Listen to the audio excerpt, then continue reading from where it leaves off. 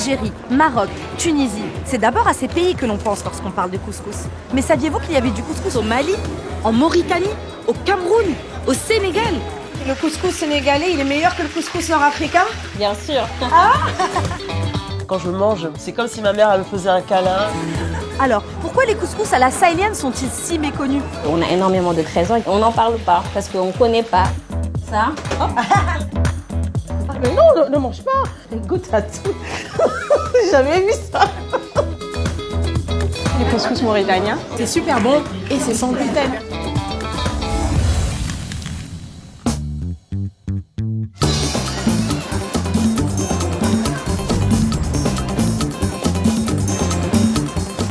Le Sénégal est champion du monde de couscous après avoir gagné le prix au Couscous Fest à San Vito lo Capo en Sicile en 2019. Et si je demandais à ma famille au Maroc ce qu'ils pensent de cette victoire? Maman, devine qui est champion du monde du couscous? C'est qui? C'est le Maroc?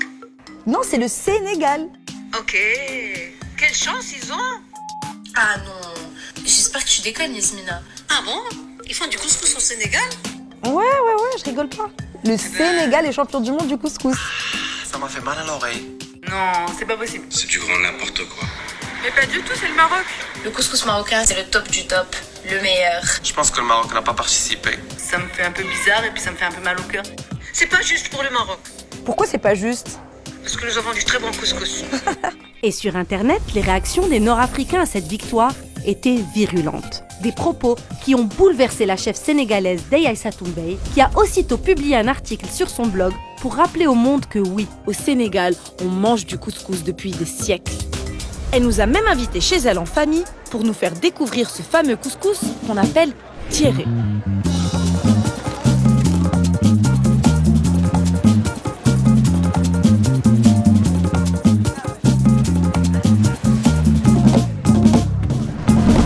Aujourd'hui, à Aïssatou, on va faire un tiéré, Exactement. le couscous sénégalais. Oui. Et on a un petit peu d'aide dans le Oui, salon. Dans le salon, on a la famille et des amis qui sont venus aider. Bonjour. Voilà. Et pendant que ses sœurs épluchent le manioc, les courgettes et les autres légumes, Aïssatou commence à faire cuire le mil. Car oui, contrairement aux Nord-Africains, les Sénégalais ne font pas le couscous avec de la semoule de blé, mais du mil. Une céréale méconnue en France, malgré ses nombreux bienfaits. Aujourd'hui, on est dans une mode sans gluten. On va parler de quinoa ou d'autres céréales. Et l'Afrique qui a que des céréales sans gluten, on n'en parle pas.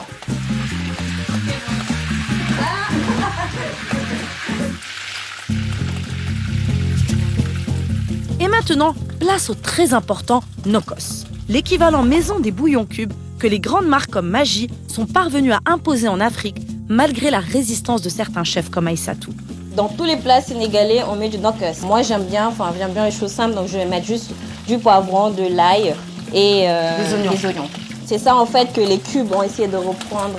Mais en fait, on n'a pas besoin parce qu'en mixant des ingrédients comme ça, on obtient un assaisonnement qui donne du goût et qui parfume les plats. C'est vraiment la marque de fabrique du Sénégal. Enfin, on rajoute du lalo, une poudre de feuilles de baobab séchées. Le fruit du baobab a 6 fois plus de vitamine C que l'orange. Sauf qu'on ne le sait pas, on n'en parle pas.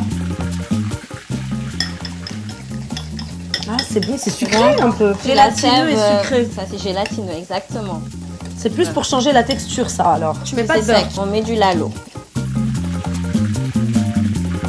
Au Sénégal, chaque vendredi, on fait du tiéré. C'est le plat du vendredi, le plat familial où tout le monde se retrouve pour le manger. Voilà. C'est la fête, le C'est la tiéré. fête, exactement. Donc c'est devenu tiéré, c'est une connotation de fête, de retrouvailles, de tradition, et j'aime bien ça. Bah, en tout cas, ça c'est pareil qu'au Maroc, hein, le service. C'est convivial, hein. C'est hyper convivial. Que ce soit bien rempli. Moi, je l'adore très trempé. Les filles, vous avez faim? Ah voilà. Vite, Donc, on va vite, faire- Aïssatou. Là, on est en train de manger le couscous champion du monde. Ça, c'est le couscous. Quand tu vas au Sénégal, tu te dis fais-moi un couscous, on te fait ça. On te fait ça, ouais. Qu'est-ce qu'on pouvait lire sur les réseaux sociaux, les filles? La population maghrébine Vient qui d'Afrique du Nord, disait ah bah non, vous nous avez copié, restez avec avec votre le mafé, chef, etc. avec votre mafé.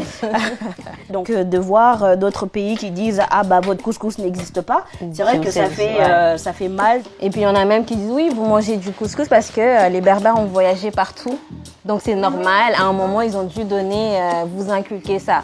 Ça veut dire qu'on refuse à l'Afrique toute civilisation, que ça soit culturel, enfin que ce soit culinaire ou autre. C'est peut-être nous qui vous avons copié alors. Ah, peut-être, il y a de fortes chances. Il y a de fortes chances. Pour moi, en tout cas, notre tiré est meilleur que le couscous maghrébin. En tout cas, je préfère aussi. Moi, sincèrement, je le trouve meilleur que le marocain. C'est vrai? Je ne vais pas rentrer au Maroc. Je rentre plus le Sénégal. Enfin, le mil a beaucoup plus de goût que la semoule de blé. Oui, c'est un goût assez fort, c'est particulier. Ah, moi, j'aime bien. Tu sens que tu manges un truc en fait. Tu sens pas que des légumes. Tant que tu te lèves pas, on va en te rajouter. Ouais, mais je me lève pas.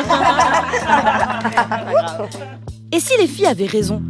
Et si le couscous était né au Sahel avant d'être adopté par les Nord-Africains? Le couscous, c'est un plat amazigh, berbère, maghrébin par excellence. Le nôtre, c'est le premier, pas de doute. Moi, j'ai goûté plusieurs couscous sénégalais. Ils sont super bons. Franchement, il a même plus de goût que le marocain. Ça me choque, ça me fait mal au cœur. Je sais pas ce qui s'est passé, mais j'espère que c'est une blague en tout cas. Il va falloir que j'en goûte. Il faut que je trouve l'occasion d'en goûter. Le meilleur couscous du monde, il est clairement marocain. Parce que c'est les Marocains qui ont créé le couscous, tout simplement. Et notre couscous, il est très beau aussi. Et d'après toi, maman, qui a inventé le couscous? Le Maroc. Eh bien, pas si sûr. Selon l'historienne Monique Chastanet, on mange du couscous en Afrique subsaharienne depuis des siècles. Ainsi, le voyageur marocain Ibn Battuta mentionne dès le XIVe siècle la présence de couscous dans une région située entre le sud-est de la Mauritanie actuelle et la boucle du Niger. Et à Essouk, Tadmeka, une ancienne cité marchande située au Mali actuel, on a retrouvé ce qui pourrait être des traces de couscoussiers fabriqués entre les 9e et 14e siècles. Et ce couscous, partagé par plusieurs peuples du Sahel, se retrouve notamment dans les foyers de travailleurs immigrés en France. Direction le Baobab, un restaurant social où exilés, étudiants, ouvriers et employés de plusieurs pays d'Afrique viennent manger pour seulement 3 € le délicieux couscous d'Assetou. Oh, c'est lourd! C'est sportif. Il faut avec les deux bras. Hein. Avec les deux bras? Ah ouais. Comme ça? Donne, je laisse ça. Allez, allez.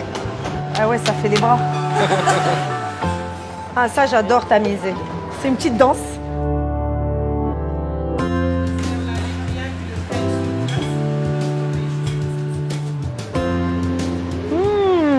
Super bon. Ah, c'est super bon. C'est comme un couscous un peu au mafé. Voilà, je trouve. C'est ça. Vraiment, on a le goût du mafé et la semoule.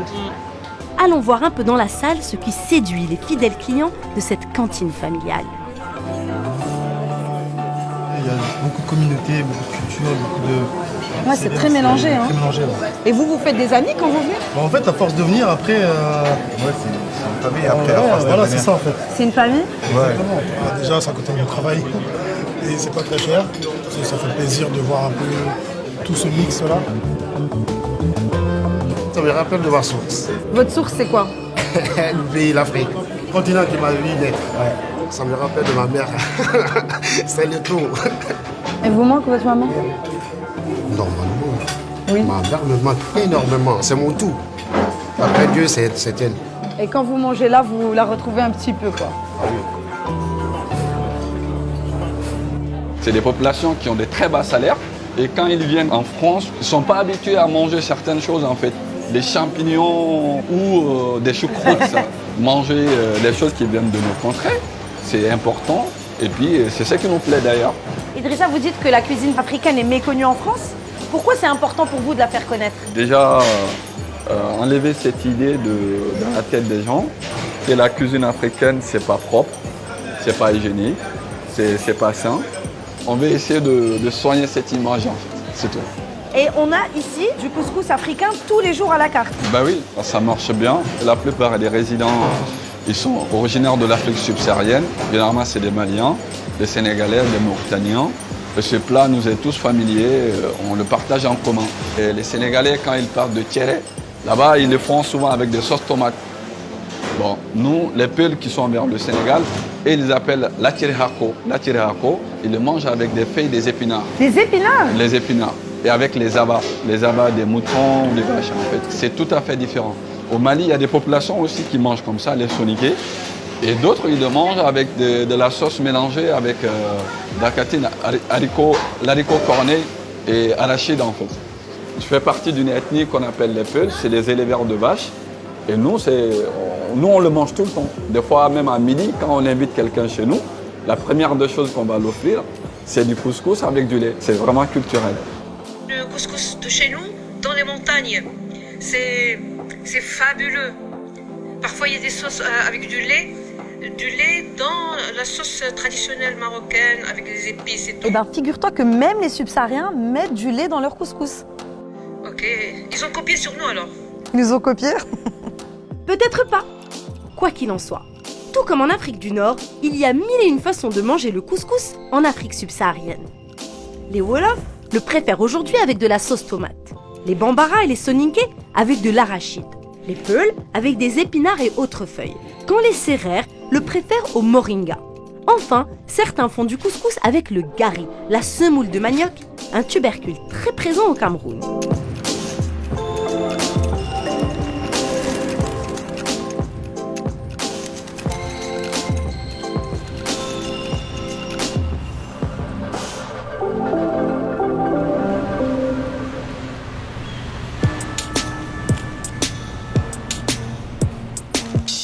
Rencontre avec la franco-camerounaise Nathalie Brigongoum, blogueuse culinaire et auteure de Mon imprécis de cuisine, qui va nous faire découvrir ses 2 couscous à la semoule de manioc. Ah mais non, ne mange pas. Ah oui, c'est amer. Ah oui, ah maman.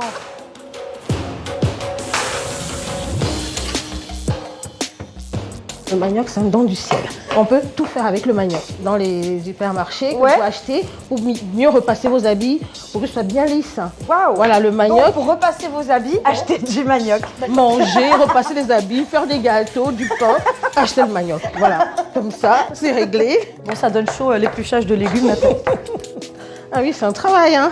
C'est un travail de longue haleine. Ah, c'est magnifique. Vous pouvez me rappeler le nom, Nathalie? Le gombo. Gombo. Il y en a qui l'appellent le lalo, d'autres qui l'appellent okra. Goûte à tout. J'ai jamais vu ça. Moi, je peux tout manger là. Le manioc, on ne le mange pas. D'accord. C'est quoi ses propriétés? Avant l'accouchement, les femmes mangent beaucoup de gombo pour que l'enfant puisse arriver plus facilement. Pour que l'accouchement se passe mieux. Voilà, donc je sais pas, j'ai 2 enfants, mais je ne sais pas. Pourquoi? J'ai 2 césariennes, donc... Non, j'avais pas besoin de gombo.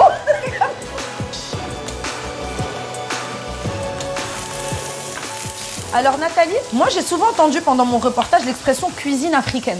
Cette expression, elle te dérange ou... Personne en France ne dira qui fait de la cuisine européenne. Personne. En tout cas pour moi, quand on dit la cuisine africaine, je crois qu'on la réduit un peu à 3-4 plats que les gens connaissent, c'est-à-dire le tiep, le yassa et le mafé. Et même toi Nathalie, est-ce que tu connais tous les plats du Cameroun? Je ne connais pas tous les plats de ma région. De ta région? Non. On va mélanger le gari qu'on a grillé là, avec les légumes bien assaisonnés. Je trouve que bon, c'est quand même équilibré. Hein. Bah oui, c'est très équilibré. Déjà, les légumes, on demande de manger 5 fruits et légumes par jour. C'est fait. On en a là. C'est même vegan, puisqu'il n'y a que des légumes. On a le potimarron, on rappelle, on a la courgette, on a l'oignon, on a l'ail, on a le panais, on a la carotte, de la semoule et des épices. C'est vegan. Voilà. Du moins, puisque pour maintenant nommer tout, oui, c'est un plat vegan, un plat végétal. Donc ce sont des plats qu'on mange aussi beaucoup dans des pays africains, qu'on mange au Cameroun. Voilà, donc c'est pas une question de mode, quoi. Peut-être même une question de mode de vie.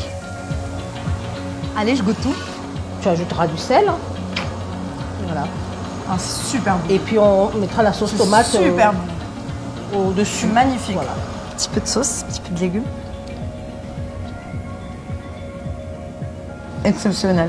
Et maintenant, place au 2e couscous camerounais, le foufou. Dans de l'eau bouillante, on a versé le gari que Nathalie a remué avec énergie jusqu'à ce que se forme la jolie boule toute lisse de foufou, qu'on accompagne d'une sauce gombo aux crevettes. Oh, c'est trop mignon. Voilà. Alors ça, c'est le gari sauté. Oui. Et ça, c'est le... C'est le couscous de gari. Gari le sauté. Foufou. Oui, foufou de gari. Oui. Et c'est du couscous? Nous, on appelle ça couscous.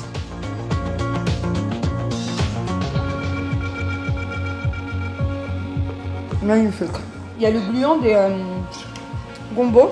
Et le couscous comme ça, il est plus tendre, il est plus doux. Du coup, ça confirme la cuisine camerounaise est la meilleure au monde. Après, il faut aussi qu'il y ait une bonne cuisinière, n'est-ce pas? Ah, meilleure cuisine au monde, meilleure cuisinière au monde.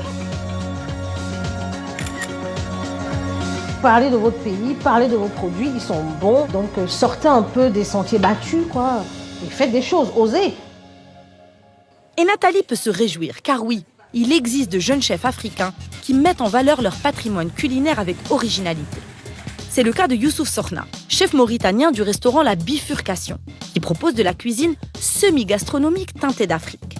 Aujourd'hui, il va revisiter pour nous un couscous mauritanien avec son amie la chef franco-gabonaise Antoko Kagne, créatrice du festival We Eat Africa. Regarde ce que je t'ai rapporté de Mauritanie. Du mil, oui. C'est un beau cadeau. C'est local. Oui, c'est local. C'est ça. Et celui-là vient d'où? Ça vient du Mali, ça. Du Mali. Ouais.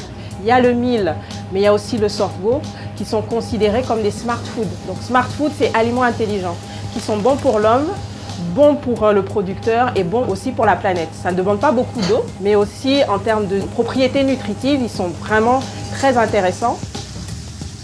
Et c'est sans gluten. Oh, c'est vrai? Ben oui, c'est sans gluten. En fait, les cuisines d'Afrique s'adaptent à tous les régimes alimentaires. Le futur. Smart food.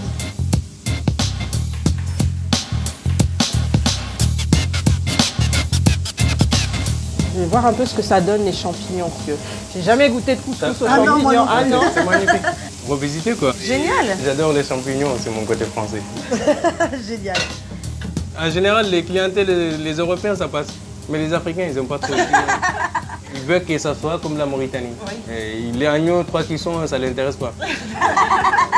En plus, on a des girolles. On a des girolles. Ah ouais. Ça, c'est un couscous mauritanien haut de gamme. Là, ouais, grave. Là, c'est pas. On se moque pas de nous. Hein. Des carottes de différentes couleurs, de la courgette, du navet, des betteraves, un peu de panais. Waouh. Jamais vu autant de couleurs dans une poêle de légumes. Bah, c'est la magie du couscous. Ouais.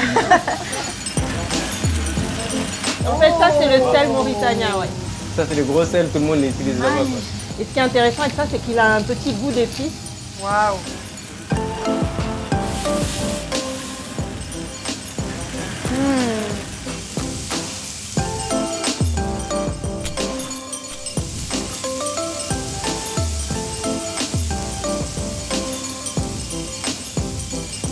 C'est de l'art là, Youssouf, que tu fais, hein? C'est ça qu'on cherche aussi. Hein. C'est pas nous, hein. C'est les ingrédients qui nous donnent des idées. Quoi. Ça, c'est du piment végétarien. Ça a le goût de piment, mais ça pique pas. Ah. On l'accompagne avec les Ah ouais, ça pique pas du tout? Non, du tout. Oui. Pour nous, ça, c'est le sans dents. Parce qu'il ne mord pas, en fait. Ah, c'est les navets. Je comprends qu'un Mauritanien qui a l'habitude du couscous traditionnel, s'il voit la quantité, il se dit mais il se moque de moi, il est où le couscous? Ouais. Ils sont où les légumes là? Ils sont où les légumes? Tu m'étonnes que les gens, quand ils voient ça, ils disent mais il est où le couscous? Il est où le couscous là, Youssouf? Sérieux? Sel d'agneau. Sel d'agneau. Épaule d'agneau. Épaule d'agneau. Poché.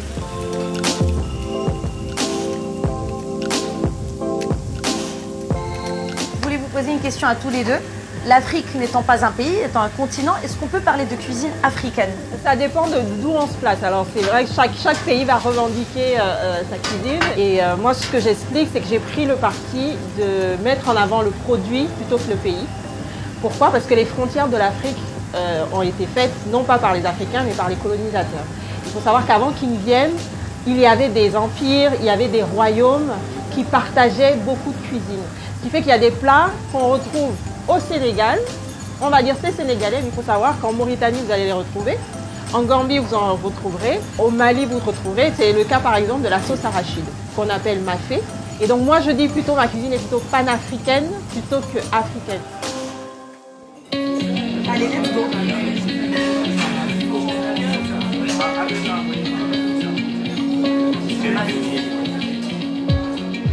Chef Anto, c'est quoi les stéréotypes négatifs associés à la cuisine africaine? Il y a des stéréotypes où on disait notre cuisine est trop grasse, le foie gras vient pas d'Afrique. La mayonnaise vient pas d'Afrique non plus, pourtant ça ne dérange pas les gens de pouvoir en consommer en grosse quantité. Trop épicé, déjà la première chose je dis, épicé et pimenté, c'est deux choses différentes. Des épices, oui, on en utilise. Du piment, pas tout le temps. Mais moi, ça me fait rigoler parce que la Thaïlande est une destination très à la mode et la nourriture thaïlandaise, nous à côté, on est des petits joueurs. Parce que les Thaïlandais, le piment, ils y vont fort et ils font pas semblant. Toi, Chef Anto, tu essayes de lutter contre ces stéréotypes avec le festival We Eat Africa notamment? C'est à nous aussi, en tant que communauté d'Afrique subsaharienne, de faire la promotion de nos produits parce que les Maghrébins, ils ont très bien réussi. Ils ont fait la promotion, le tourisme a aidé. Et c'est à ça que sert le festival, c'est vraiment à changer le regard de nos cuisines et à montrer que nous aussi, nous pouvons travailler nos produits de façon gastronomique. Changer le regard sur leur cuisine. Voilà la belle mission que se sont donnée Aïssatou, Nathalie, Idrissa, Assetou, Anto, Youssouf. Une mission pas toujours facile au regard des nombreux préjugés qui stigmatisent leur gastronomie. Mais avec le prix du meilleur couscous au monde obtenu par le Sénégal, ces stéréotypes qui ont la vie dure disparaîtront-ils? Finirons-nous par valoriser la richesse nutritive des produits africains? Parlera-t-on dorénavant autant du couscous subsaharien que du couscous nord-africain?